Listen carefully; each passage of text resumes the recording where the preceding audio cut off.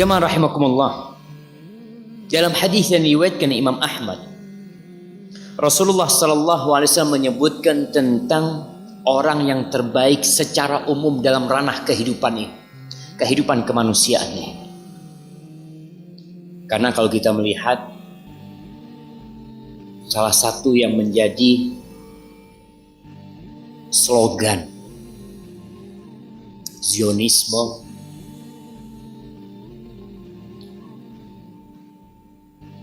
adalah kemanusiaan,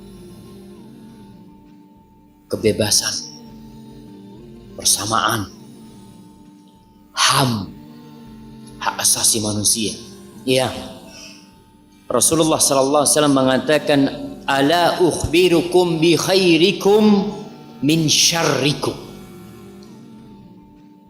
Kalian mau nggak aku kasih tahu dengan orang yang terbaik di antara kalian dari orang yang terburuk di antara kalian? Yang terbaik dan siapa yang terburuk? Kata para sahabat, "Bala ya Rasulullah." Lalu beliau mengatakan sallallahu alaihi wasallam, "Khairukum man yurja khairuhu wa yu'manu syarruhu wa syarrukum man la yurja khairuhu wa la yu'manu syarruhu." Orang yang terbaik di antara kalian adalah orang yang diharapkan kebaikannya dan orang-orang merasa aman dari keburukan dia. Jadi kalau mau tahu orang paling baik di antara kita, yang keberadaannya dinanti-nanti, yang kebaikan orang ini Masya Allah, alhamdulillah nih mesti bisa jadi. Siapa? Fulan.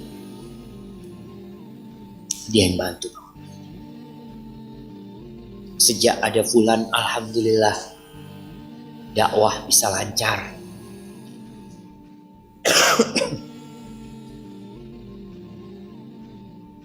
Keburukannya aman sudah. Antum sama Fulan jangan takut. Orangnya baik, gak pernah nyalah-nyalah sama orang, gak pernah gangguin orang, ini orang baik. Sedangkan orang yang buruk di antara kalian adalah orang yang kebaikannya tidak diharapkan. Kadangkala kita mau minta tolong sama Fulan, aduh jangan harap sama Fulan, jangan harap, mukanya doang yang bagus. Ada orang yang seperti itu. Jadi kita kadangkala bisa mengetahui kita ini baik atau tidak dari siapa? Orang lain. Kalau ternyata orang-orang gak minta tolong sama antum, dia selalu minta tolong sama orang lain, kenapa Fulan kok gak minta tolong sama ana? Berarti dia tidak mengharapkan kebaikan dari antum. Para salafus soleh di kalangan sahabat dan tabi'in, kalau ada orang minta tolong sama mereka, mereka berusaha untuk memenuhi kebutuhan. Kenapa? Karena orang ini datang husnudzon sama antum. Antum insya Allah bisa bantuin dia. Terus antum tidak membantu dia, sedangkan antum mampu, maka antum jadi orang buruk. Dan ada orang-orang yang keburukannya membuat masyarakat meninggalkan dia. Kadang-kala antum lihat malam hari ada yang naik motor pakai knalpot apa? Bukan racing, masa racing gimana? Knalpot yang nggak ada tengahnya tuh. Hah? Brong kan? Ya apalah namanya tuh. Yang kalau naik satu kampung jadi dengar. Orang ini keburukannya bukan hanya untuk satu orang. Yang merasakan kejahatan dia satu kampung, sampai anak baru lahir pun merasakan. Nangis dia karena kaget dengan suara seperti itu. Itu orang yang buruk, jemaah. Maka antum lihat, jangan-jangan kita pernah menyakiti orang sekampung saat anak udah tobat, Ustaz. Alhamdulillah. Baik, antum pernah menyakiti orang sekampung berarti harus minta tolong, minta maaf sama orang satu kampung. Benar jemaah. Di antara konsekuensi taubat orang yang menyakitin orang lain, dia minta maaf sama orang itu. Kalau ternyata orangnya terlalu banyak yang dia harus minta maaf, apa yang harus dia lakukan? Dia tetap minta maaf. Antum tulis list RT ini anak sudah minta maaf, alhamdulillah. Tinggal RT sebelah sana. Datang ke Pak RT, Pak RT. Anak ini dulu yang kalau malam hari biasanya teriak-teriak. Kenapa teriak-teriak? Ternyata mabuk dia dulu mamanya. Dia membuat orang lain takut, jamaah. Kadang-kala kita lewat, sebagian perempuan itu lebih aman berpapasan dengan sapi daripada sama manusia. Betul. Kalau dia lewat depannya sapi, tendang dia. Tapi depannya laki-laki, ada na'udzubillah min dzalik. Na'udzubillah, benar. Anda merasakan kadang-kala kalau lewat gang ada anak-anak muda yang lagi minum atau apa dulu itu, kita nggak berani lewat sana. Tapi kalau yang ada di sana itu segerombolan anjing, tenang gitu. Permisi, anjing itu ya mungkin dia kira. Subhanallah jemaah. Makanya Allah mengatakan sebagian manusia itu ulaika kal an'am balhum adall. Sebagian manusia itu seperti binatang ternak, bahkan lebih buruk dari binatang ternak. Binatang ternak bisa disembelih jemaah, bikin sate. Tapi kalau manusia nggak bener, bisa antum bikin sate? Nggak bisa, nggak ada gunanya. Bahkan di penjara pun orang-orang senang ketika orang itu di penjara.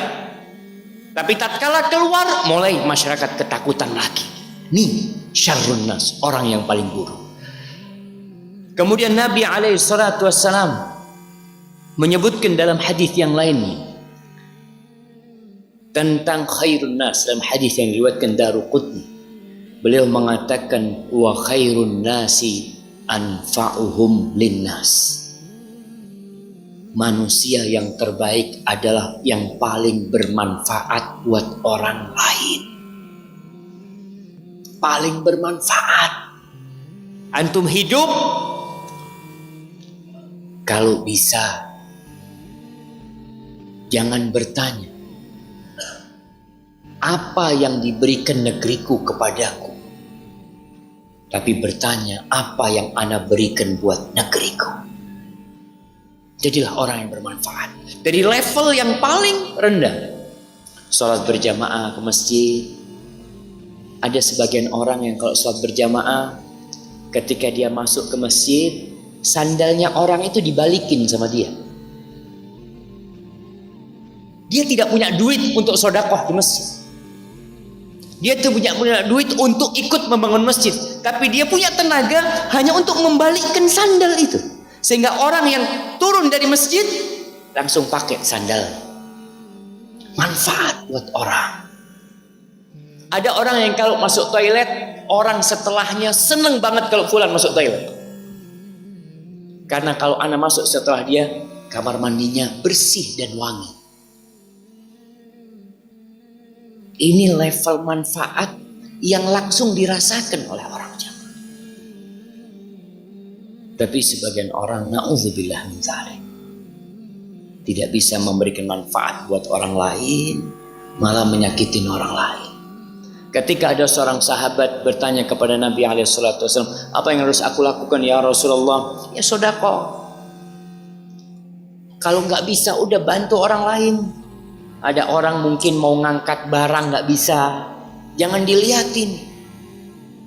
Anak kadang-kadang melihat ya, sebagian orang masya Allah. Ada orang lain mobilnya mogok, dia lewat pulang dari masjid lewat. Kenapa bang mogok bang? Iya. Ya Allah, bas mudah-mudahan nggak mogok. Pergi dia. Subhanallah.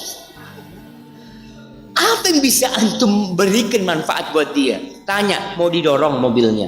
Mau dia apa? Apa yang bisa antum lakukan? Masya Allah jamaah. Ana masih ingat kejadian yang terus membekas di hati ana.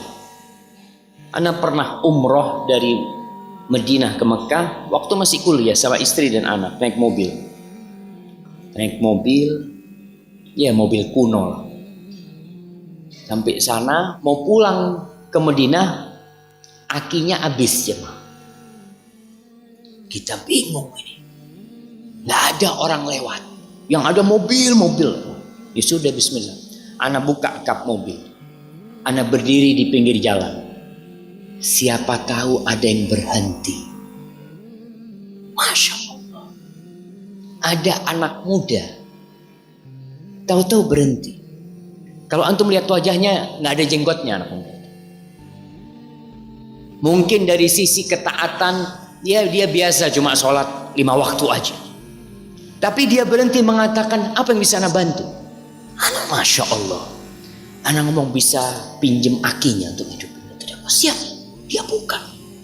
Dia hidupin mobil ana. Setelah itu dia pergi jamaah. Wallahi kita ini nggak tahu amalan mana yang bisa memasukkan kita ke surga jamaah. Bagaimana Rasulullah SAW menceritakan tentang manfaat. Ada orang yang lewat di jalan, lalu ada ranting di jalan yang menghalangi orang lewat. Dia singkirkan ranting itu. Dia mengatakan la yu'dhi hadzal muslimin. Semoga ini tidak mengganggu orang-orang Islam, kata dia. Allah ampuni dosanya, Allah masukkan ke surga. Itu manfaat yang bisa diberikan. Lihat paku, antum jalan melihat paku di pinggir jalan, bukan dilihat, ya Allah banyak paku di sini, Masya Allah. Antum jalan terus.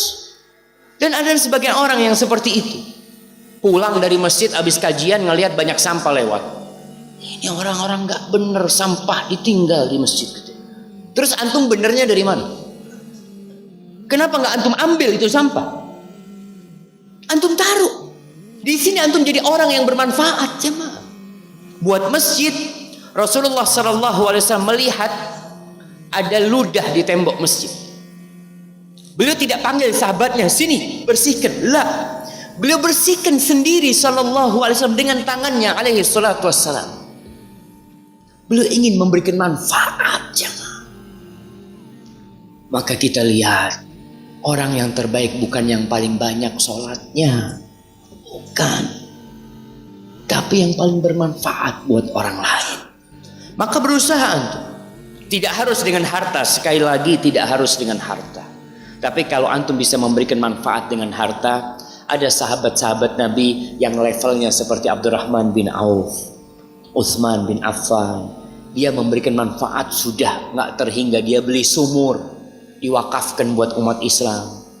Jadi antum lihat manfaat apa yang bisa antum berikan ke masyarakat umpamanya. Dilihat, ana mau beli air, ana taruh depan rumah. Siapa tahu ada orang-orang kehausan, dia bisa minum air sana.